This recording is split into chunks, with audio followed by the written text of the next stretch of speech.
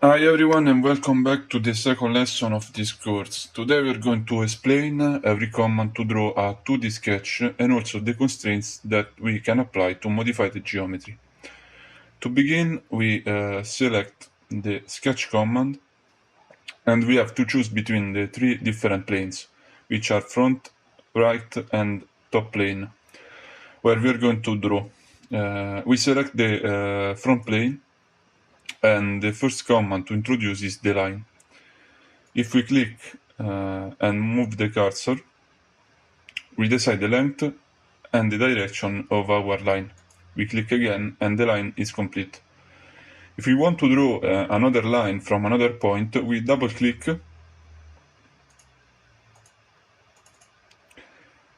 and now we can draw other lines from other points of the graphic area.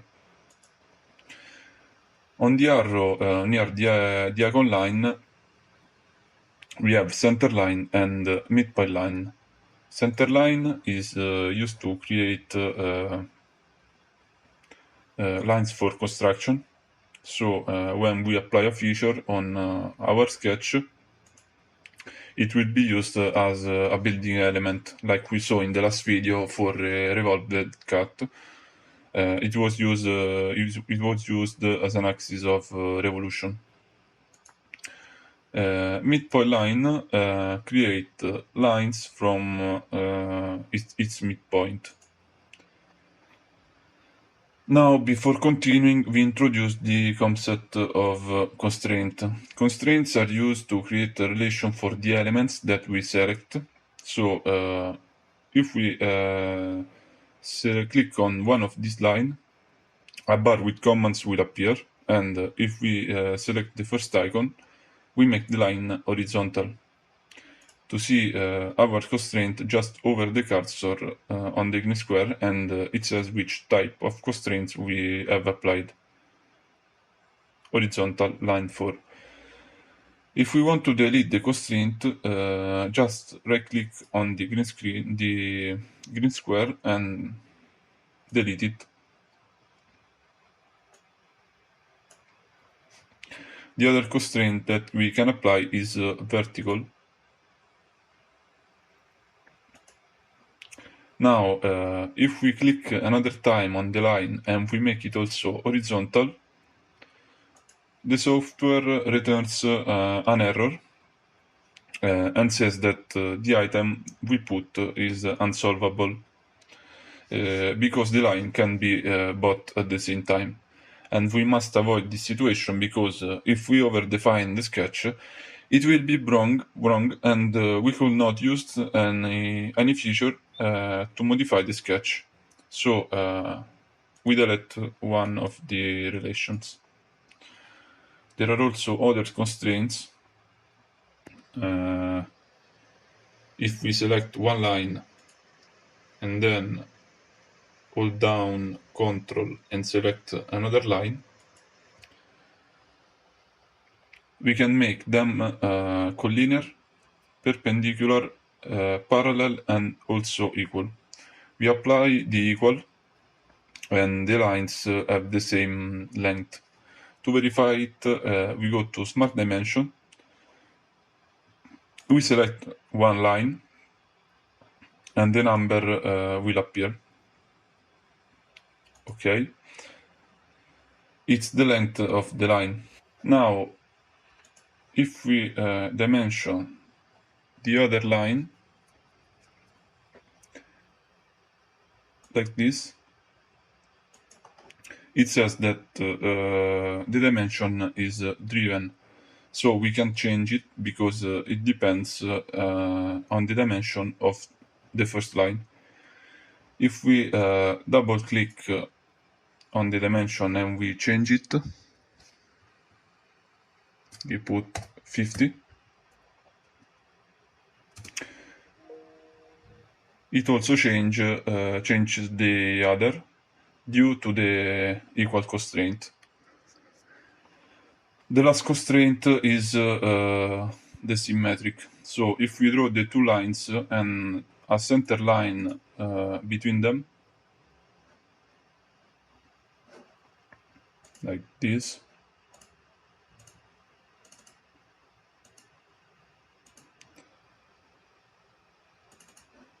And then we select the two lines and the center line.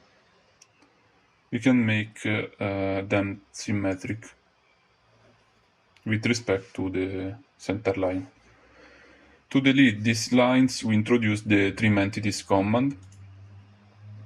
If we hold down and we pass over the lines, we trim them. We also have other options like corner. If we draw two lines,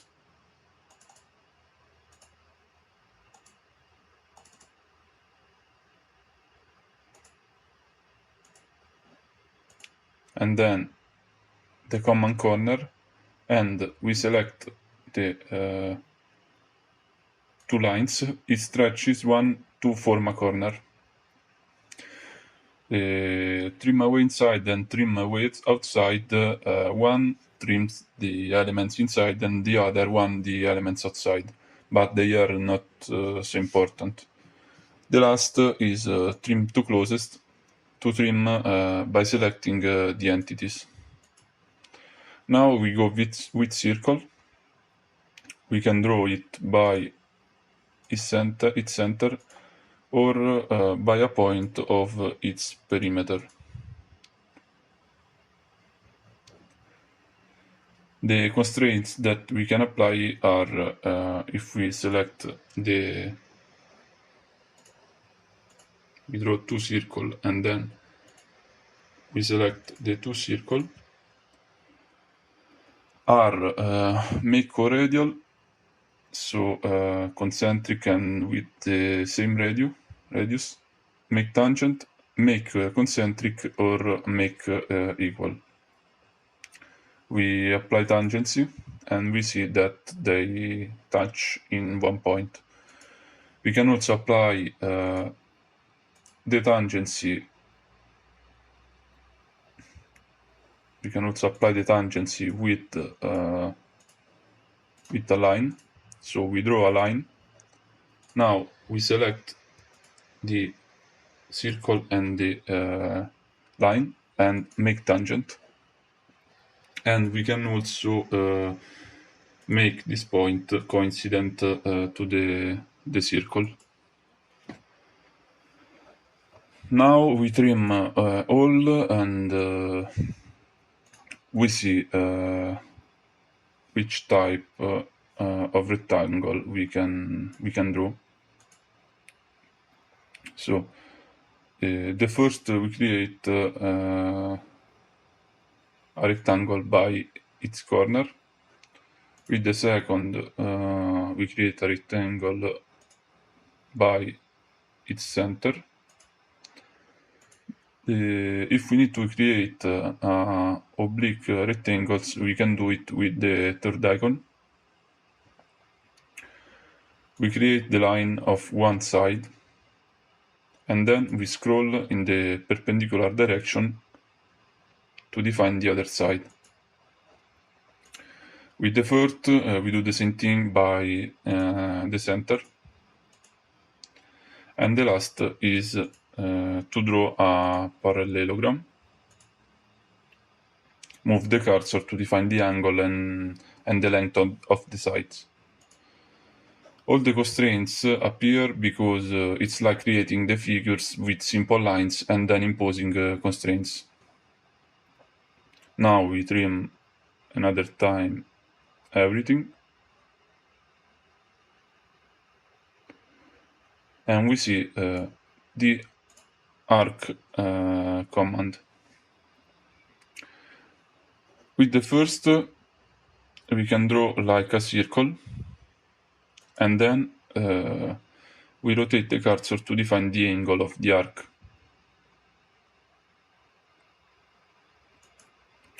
For the second type, we have to draw a line because it needs an endpoint to sketch. So we draw the line. We select its endpoints and we can draw an arc. The last is the most used. the 3-point arc. We click on one point, then the second, and if we move the cursor up or down, we can change the angle of the arc and also a bit the radius.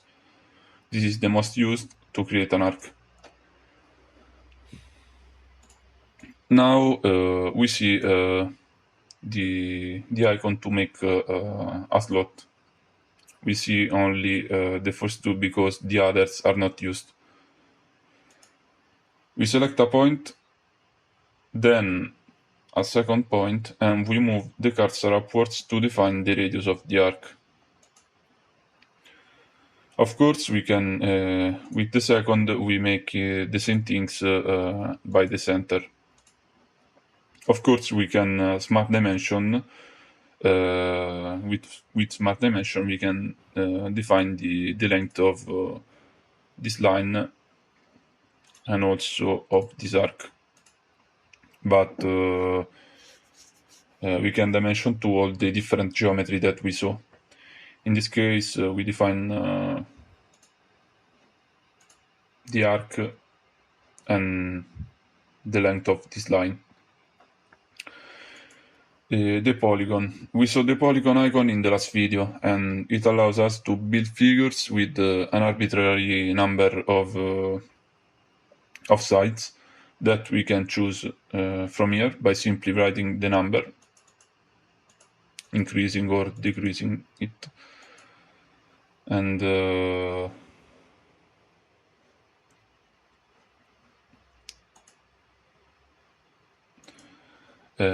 spline and the ellipse, we'll see them in the next video because they are commands a little more complicated, and it's better to explain them with practical examples. Now, if we draw a square like this and we select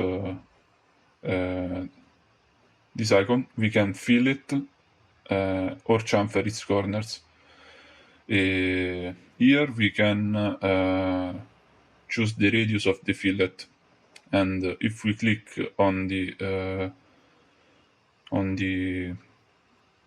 point of the corner, we have the fillet. Same thing, we can also select more corners at one time. The same thing is for chamfer. And where we can choose the angle distance, so the angle that the chamfer forms with the horizontal line, and the vertical and horizontal distance between the two endpoints of the chamfer. So this vertical distance and the horizontal distance. This is the text is used to create writing, and the point to create points wherever we want, like this. In addition to the trim entities function, we have extend entities. This is used to extend a curved line and make it intersect every geometric entity of our sketch. And if we draw an arc,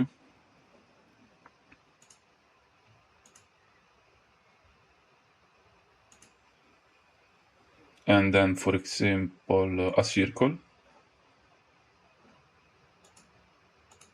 and then we select extend entities, and we click on the arc, it is extended to intersect the circle. It should be noted that if the extension of the arc did not intersect the circumference, then the command would not work. We can also do it with a line. Convert entities converts selected edges or sketch and into identical entities by projecting them onto the plane where we are sketching.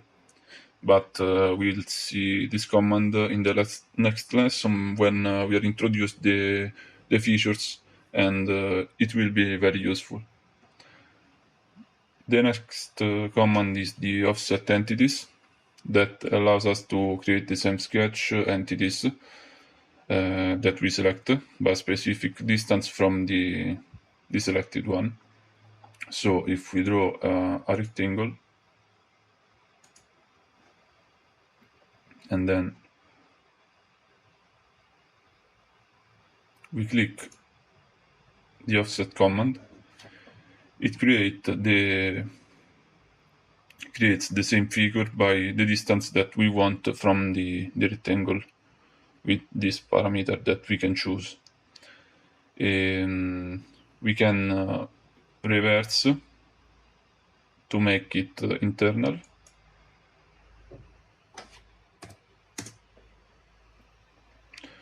or also bidirectional.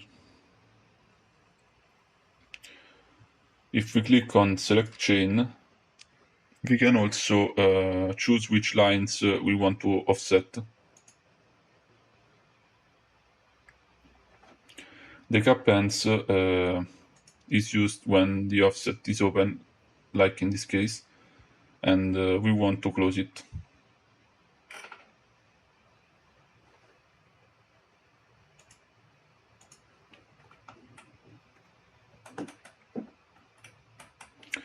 Mirror entities is used when we have to create a symmetric geometry. We draw a center line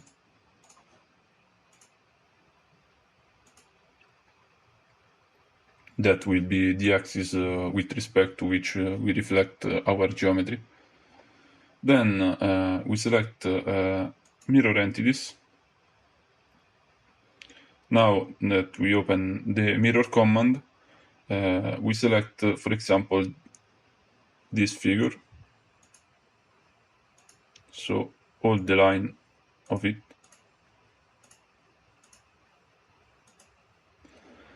in entities to mirror, and the center line in mirror about. We click OK, and our geometry is mirrored by this axis. If we use smart dimension and dimension this like 70, the second will be driven by the dimensions of the first, and it change.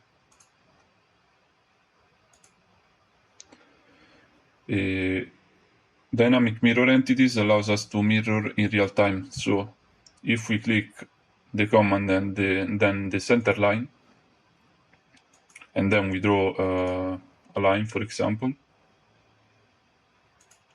another one is created at the same time.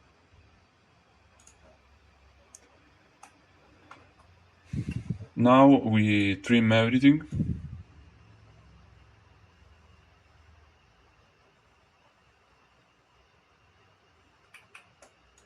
And we're going to see a linear sketch pattern. The linear sketch pattern command is useful when we have to create the same geometry several times at a constant distance. So we draw a circle that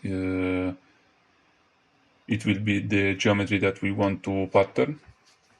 And another important thing is that we have to create a center line to define the direction in which we want to create the pattern, like this. It's not important the length of the center line or where we draw it, but only the direction. Now, if we click on linear sketch pattern and we click we change this parameter with this line. Here we can decide the number of repetitions, and here the distance between the instances. We we make it 4 and this like 50.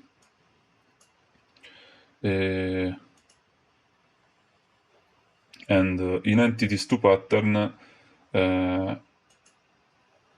we click on the circle. Now we have a preview of the pattern, and we can also rotate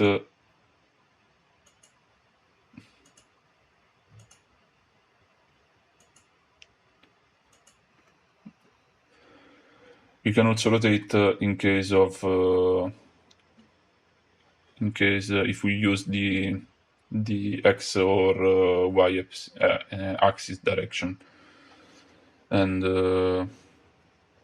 we can also do another pattern in a second direction, like y-axis, and see another pattern is created in a different direction. Another thing is that we can skip the instances just clicking on the coordinates of the different instances. With circular pattern, we can do the same thing, but the direction this time is a circle. So we have to draw a circle, and here in the property manager, make it for construction. Now we draw a circle on a point of the circumference for construction, and we go with circular sketch pattern. In parameters, we have to select the center of the circle for construction, and here we have equal spacing our circle, and we can change the instances. In entities to pattern, we have already select our circle, and if we click OK, our pattern is created. With move entities, we can move, copy, and rotate the entities we select, but it's not widely used because there are other commands like mirror and the pattern that are faster. Scale is quite useful because it allows us to produce copies of the selected entity at scale. We select, for example, this circle and scale about the center of the circle, and here we can scale. We can decide the scale.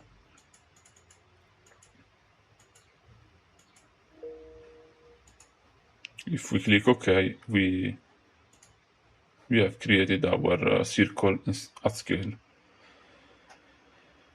That's all for today. In the third lesson, we'll introduce the first basic features used to create our parts in Solidworks. Don't forget to subscribe and like the video to support the channel. If you have any questions, feel free to leave a comment below. I'll be happy to help.